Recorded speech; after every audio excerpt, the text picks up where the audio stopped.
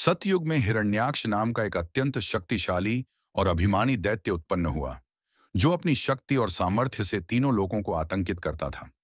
धीरे धीरे उसका अहंकार इतना बढ़ा कि उसने देवताओं को पराजित कर स्वर्ग लोक तक पर अधिकार कर लिया।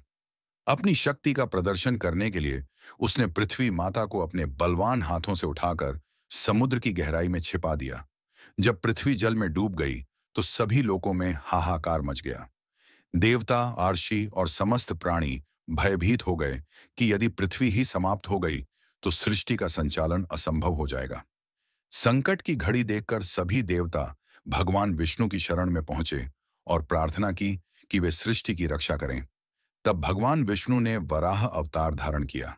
वे एक विराट शूकर वराह के रूप में प्रकट हुए, जिनका शरीर पर्वत के समान विशाल, चरण आकाश को स्पर्श करने वाले और गर्जना से संपूर्ण लोग गूंज उठे।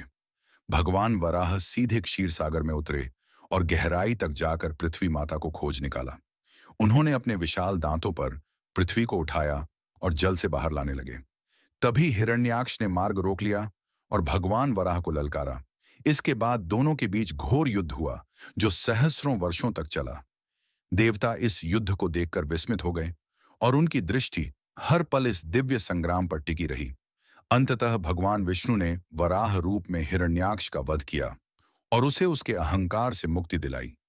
इसके बाद भगवान ने पृथ्वी माता को सुरक्षित जल से बाहर निकालकर ब्रह्मांड के अपने स्थान पर स्थापित किया।